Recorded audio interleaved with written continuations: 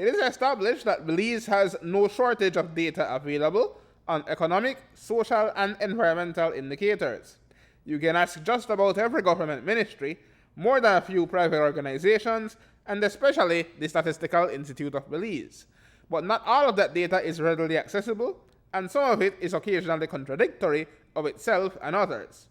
Director General of the S.I.B, Dr. Leopold Perriott, says that cooperation between data gathering organizations will help eliminate unnecessary duplication and ensure that the data reaches the people who most need it. It isn't very well coordinated because we have S.I.B has its own operations and Ministry of Health has their own operations, then the Ministry of Finance have their own operations, then Ministry of Education, and it goes on.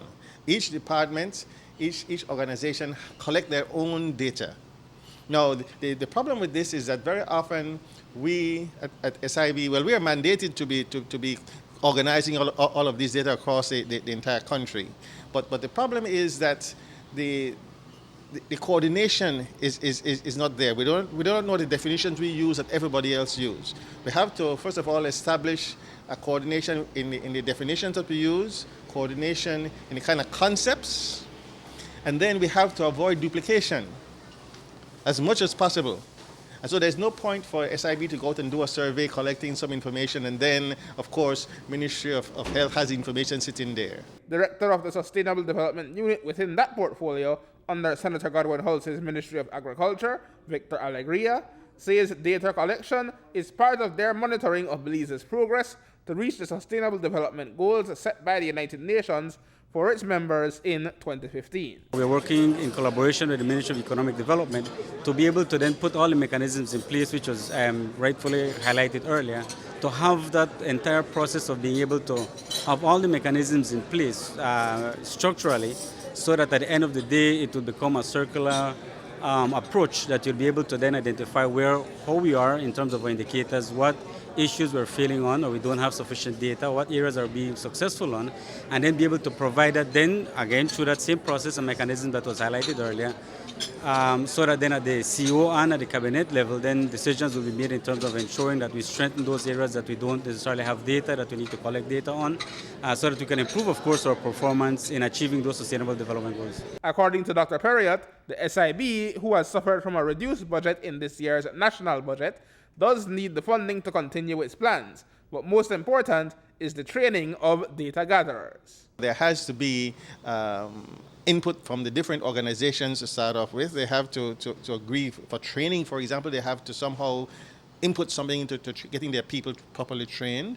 We have a very small budget, but I don't think it's going to be sufficient, and so probably have to be going back to the public purse from time to time and impress. And that's why it's important to get the approval and the buy-in from the major players in cabinet. They have to see that it's worth the while to do this activity. The S.I.B and the IDB, represented by Specialist Consultant Janine Prophet and Country Manager Cassandra Rogers, also agree that it all has to matter to the Belizean people, and therefore they must know where to get the data and how to use it. People have to, first of all, be sensitized, and this is sensitization from the ministers down, that this process is ongoing and it's going to be ongoing for quite some time.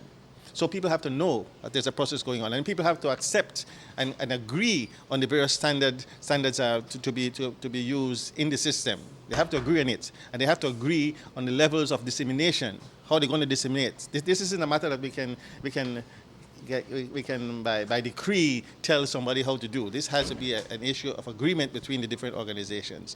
And so once the dissemination is there, once the agreement is in place, then there will be much less resistance, and people will know what is happening. They'll know where to go to.